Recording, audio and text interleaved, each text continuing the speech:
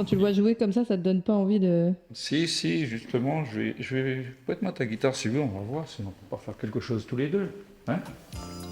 Je voyais sur son visage de grosses larmes qui coulaient, laissant la plage romantique. De nos jours, la musique est immatérielle. Elle s'écoute sur un smartphone via des applications ou sur un ordinateur. Mais il n'en a pas toujours été ainsi. Jusqu'à très récemment, il fallait lire un disque CD. Et jusque dans les années 80, on utilisait un disque vinyle et surtout la cassette.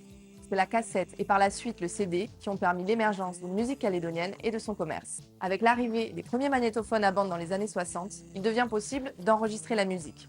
D'abord sur 2 pistes, puis 4 pistes, 8 pistes et 16 pistes. C'est une véritable révolution et un tremplin pour la créativité artistique musicale locale. Pour bien comprendre l'impact de cette révolution, il faut se replonger dans l'ambiance des années 60 en Nouvelle-Calédonie, avec l'arrivée des premières guitares électriques et la formation des premiers groupes. Tu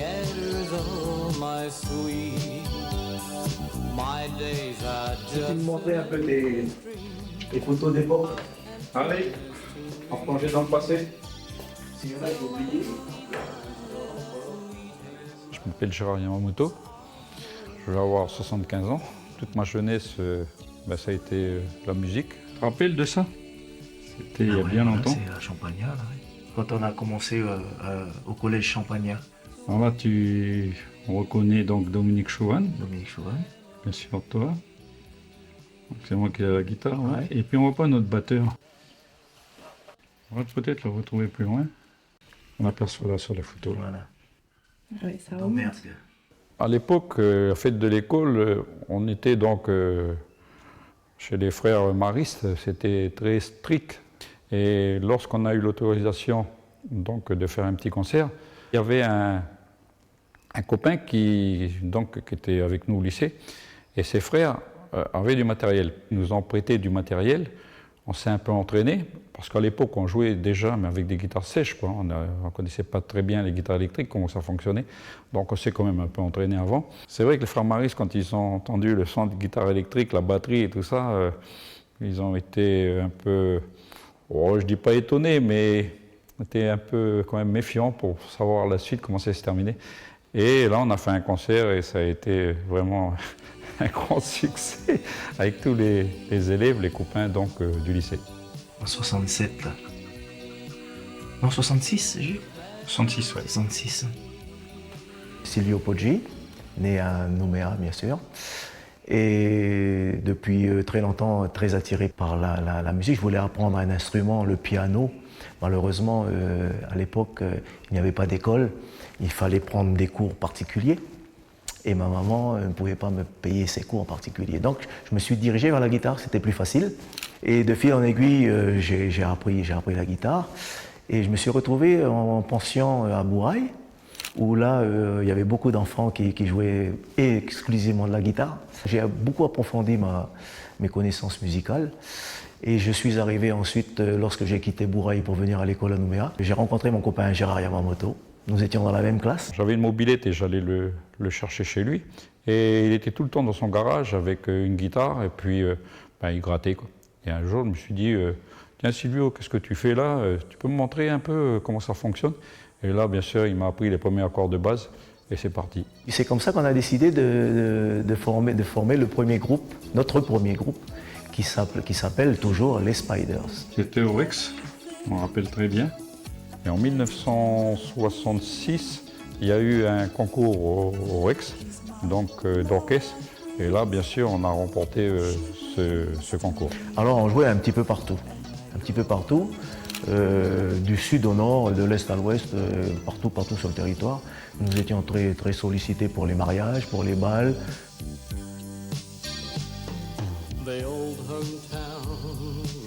Et nous animions aussi beaucoup les soirées du Lions Club, du Rotary Club, les grandes soirées mondaines. À la BD Citron, le Tahiti Cabaret.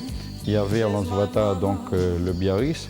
Et plus tard, sur la rue de Lansvata, il y avait une boîte qu'on appelait le Commodore aussi. Donc ça, c'était les plus grosses boîtes de Calédonie dans lesquelles on jouait. Parfois aussi, on avait la chance d'aller se produire au Nouvelles Hébrides, maintenant Vanuatu, où là-bas on nous demandait aussi d'animer les bals. Il y avait à l'époque deux grands organisateurs de spectacles. Alors, il y avait d'abord Billy Joe, qui était un Indonésien, et qui était un excellent chanteur, donc c'était déjà un musicien, quoi. Et il y avait ensuite Gilbert Tong. Alors, eux deux, ils ont organisé tous les concerts en Calédonie. Alors, ce qu'il y avait de bien, c'est qu'on faisait tantôt des concerts avec des artistes locaux, et Gilbert Tong, lui, quand il faisait venir des artistes internationaux, il demandait, bien souvent, on a fait la première partie, nous, du spectacle. Donc voilà, c'était les deux plus grands organisateurs de spectacles et qui nous ont permis quand même, chapeau, merci à eux, qui nous ont permis d'évoluer, quoi, et puis d'être, après d'avoir été ce qu'on a été.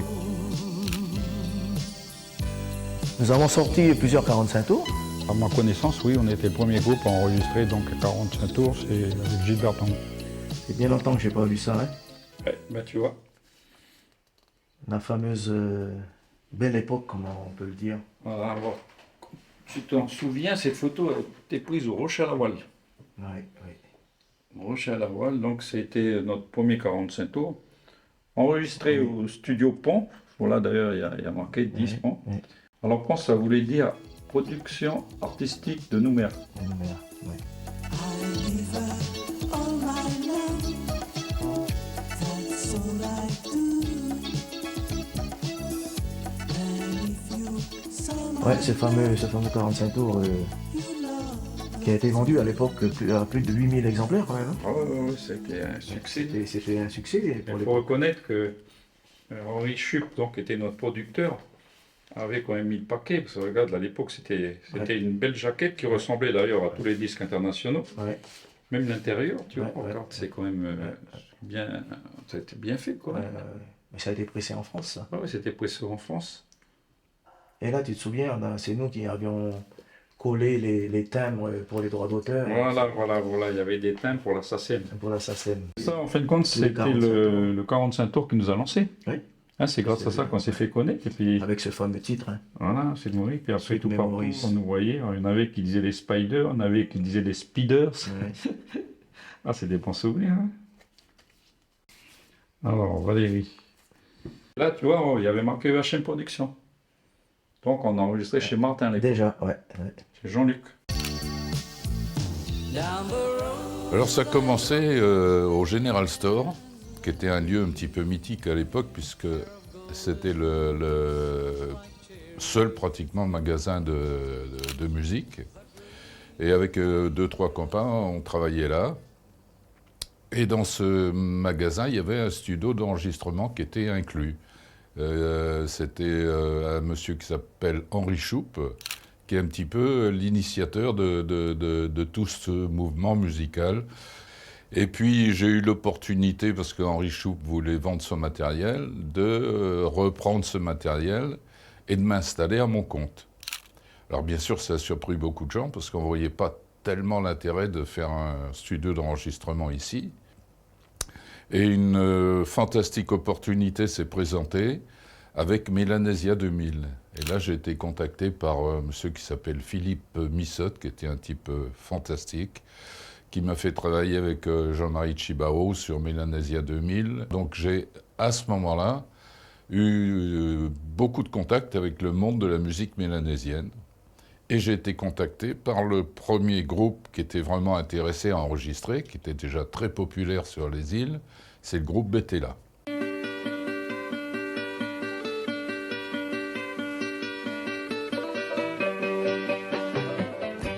J'étais à ce moment-là en contact avec les musiciens du Tahiti Cabaret, dont le batteur était Jackie Salmon, qui est quelqu'un, c'est un pilier de la musique locale.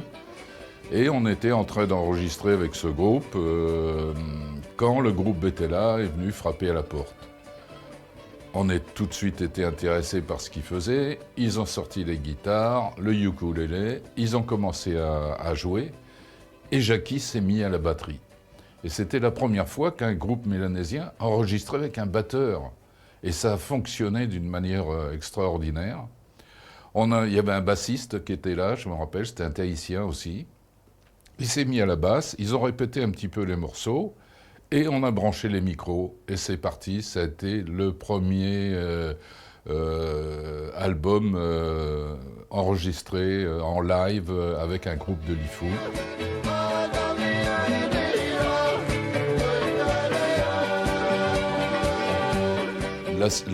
La cassette est sortie à l'occasion d'une grande braderie à Nouméa. Et j'étais en contact, juste en face de mon local, il y avait un petit magasin de musique qui s'appelait Gypsy, et qui a sorti les haut-parleurs et qui a diffusé la cassette sur le trottoir à l'occasion de la grande braderie. Et là, ça a été un succès incroyable. Les gens se précipitaient pour avoir la cassette. Et moi, j'étais juste en face et j'avais un petit appareil qui faisait cassette par cassette en grande vitesse. Et je fabriquais les cassettes au fur et à mesure de la demande. C'est-à-dire qu'il envoyait un vendeur chercher des cassettes 20, 30, tout au long de la journée. Et je crois que dans la journée, on a dû vendre quelque chose comme 300 cassettes. Et ça a été d'emblée un grand succès avec Bétella. Parce qu'il y avait un public en demande d'écouter de la musique locale, ça s'était jamais fait. Disons que c'est des titres qui ont remporté des succès. Il y avait Swan, donc, les bancs du lycée, Joanna Way, Elena, Guita Mami avec les rues de la Cité. En 1978, on a l'arrivée de groupes un petit peu plus électriques, notamment Test, Guita Mami, qui était un grand aussi de musicien de studio excellent. C'est pas jamaïcain, c'est calédonien. Déjà à l'école, j'ai dit non, je veux devenir musicien, chanteur. Et on a fait le premier concert en 72, au Rex. Moi j'étais batteur-chanteur, je jouais pas de guitare encore. Et en 73, Martin Chilan, qui jouait de l'harmonica, il m'a appris le premier morceau. Les portes du pénitencier, bientôt.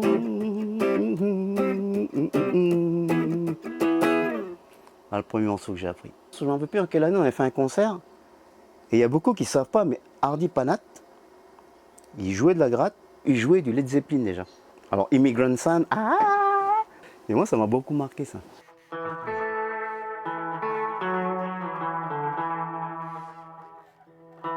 Je suis Hardy Panat, je suis un artiste calédonien de longue date.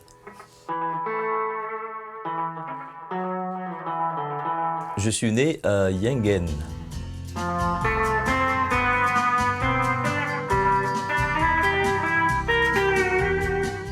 J'ai aucun souvenir en tant que gamin sur Yengen puisque j'ai grandi au Faubourg Blanchot. Mes parents sont venus sur Nouméa, je devais avoir 1 an, quoi.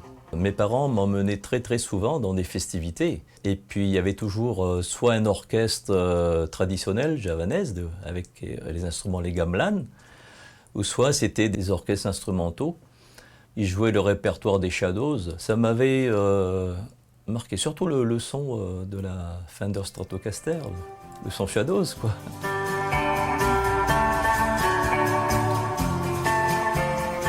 Alors nous avons quitté le Faubourg Blanchot pour habiter au 6e kilomètre. Je devais avoir 10-11 ans. Et là, dans la rue où nous habitions, il y avait des Wallisiens, des Tahitiens, et donc on jouait ensemble. Et puis il y avait les tontons de mes copains tahitiens, ils jouaient dans les bars, tout ça sur Nouméa, quoi.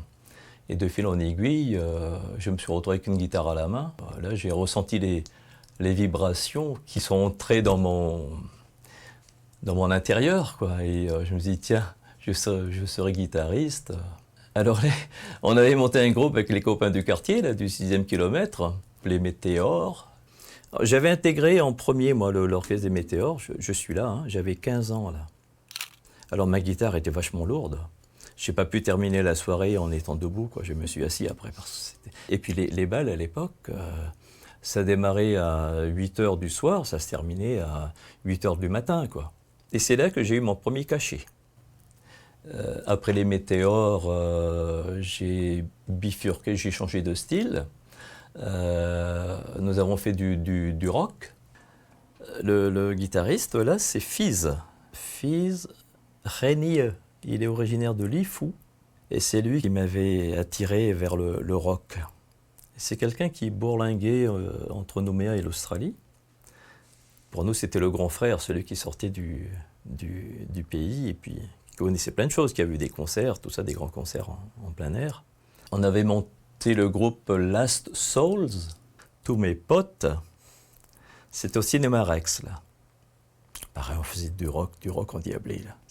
C'était génial. Et puis le hasard a fait que j'ai bifurqué de nouveau dans la variété avec l'orchestre des Pacific Boys.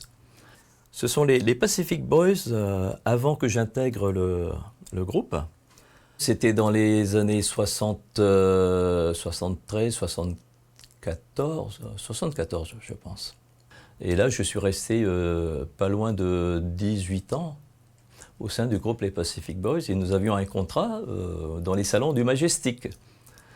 Et on jouait tous les vendredis soirs et tous les samedis soirs. J'ai fait ça pendant des années et des années. Ah, c'est ma première vraie guitare, là. Une Gibson SG. Ouais, je l'ai toujours et c'est une guitare exceptionnelle, quoi. Je l'avais achetée à Fidji à l'époque. J'ai joué pendant 18 ans avec les Pacific Boys. Et on jouait de tout, puisqu'il fallait s'adapter à la clientèle.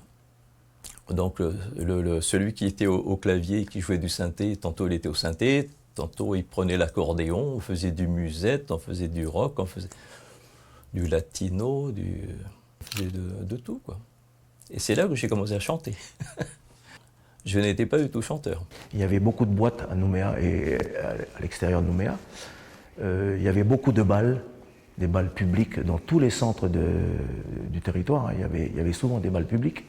Il y avait des mariages, il y avait même il y avait des fêtes, on va dire entre guillemets religieuses indonésiennes, enfin javanaises indonésiennes, pour la circoncision. Donc là, c'était des grandes fêtes. Et il y avait énormément de groupes, de musiciens. Et il y avait de quoi faire à l'époque. Il y avait de la place pour tout le monde, quoi. En 76, il y a Daniel, le bassiste, il vient me chercher. Je sors de l'armée, il vient me chercher pour jouer au Pacificana. Alors, au Pacificana, c'est simple, c'est...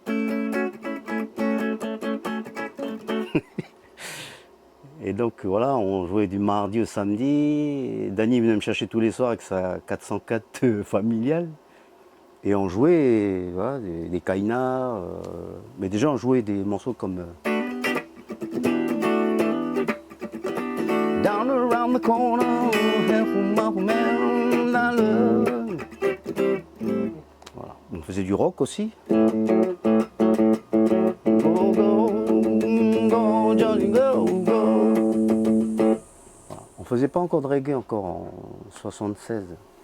78, ben, je sais pas comment André Gaspard il a fait, il m'a contacté. Et on a fait le premier 45 tours, les rues de la Cité. Bon, ça fait comme ça.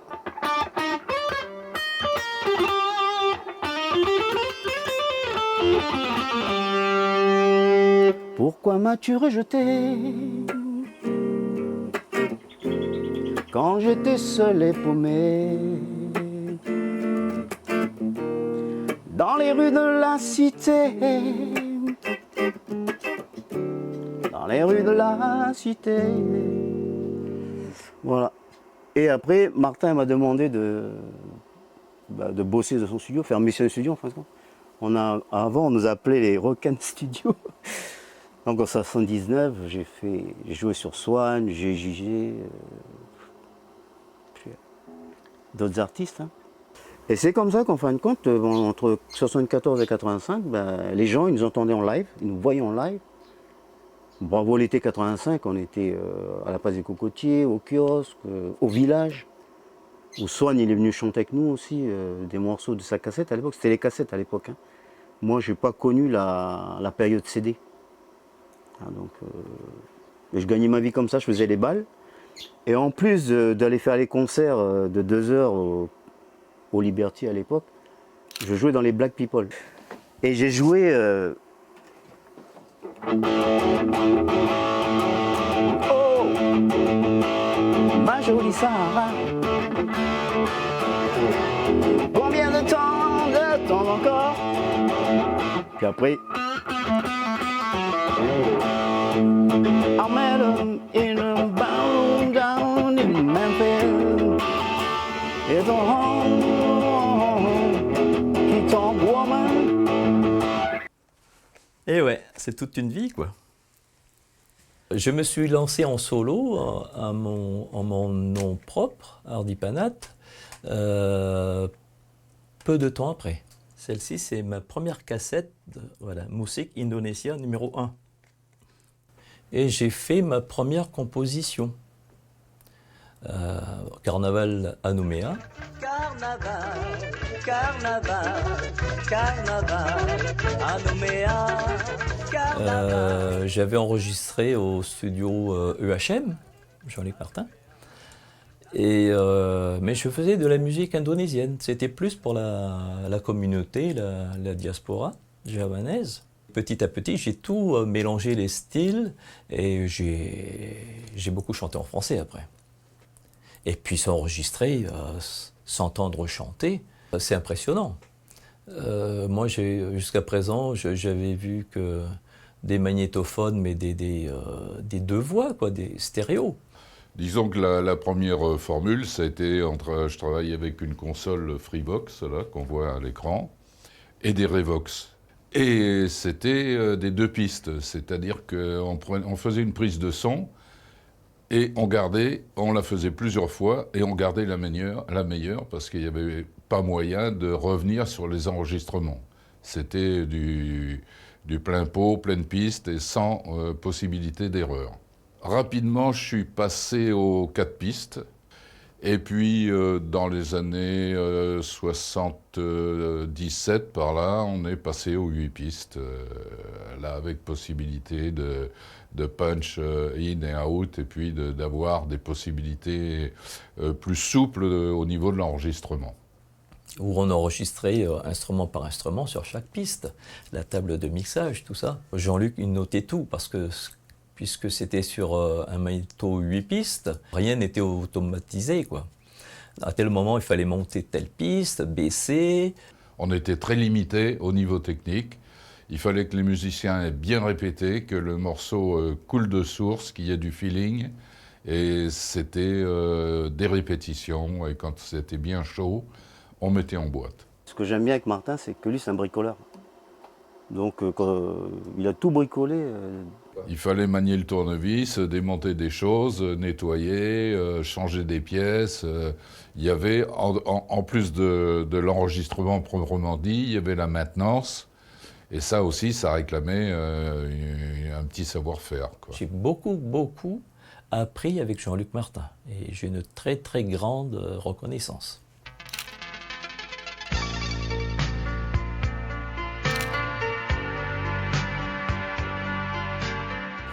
Je rencontre Jacqueline O'Connor. Elle était avec Robert à midi. Ils me disent, écoute, il y a un concours, là, c'est le concours de la chanson d'outre-mer, et on aimerait bien poser notre candidature également, puisqu'on a fait une composition et on voudrait que la chanson, tu la travailles, tu fais des arrangements dessus, tu chantes, et puis tu l'enregistres, et puis on déposera la candidature. C'est ce qu'on a fait. Donc bien sûr avec la complicité de Jean-Luc Martin, studio UHM, la chanson a été retenue. Et puis c'est ce qui m'a permis, moi, de partir à Paris. Voilà, beau jeune homme. Ben là, c'était à Paris, là, quand je suis allé au concours de la chanson d'outre-mer, une photo qui a été prise chez des amis. Et sur la lancée, j'ai fait des enregistrements dans un studio de banlieue, à Paris, à Maison Alfort, Studio Cabana. Là, du 8 pistes, je suis passé sur un 48 pistes. Monsieur Cabana, le propriétaire du studio. Super expérience, quoi.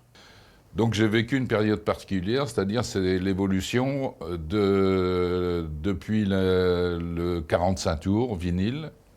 Ensuite, il y a eu la cassette. Ensuite, le passage au CD. Moi, j'ai toujours la chance de pratiquer la musique sous le nom des Spiders. Actuellement, nous sommes que deux musiciens. Arrivé à un moment donné, avec Silvio, en accord bien sûr avec Silvio, on s'est séparés. Et moi, je me suis retiré parce que j'avais l'intention, et c'est ce que j'ai fait après, de monter un studio d'enregistrement. Parce qu'il y avait quand même potentiel. En Calédonie, il y avait plein d'artistes.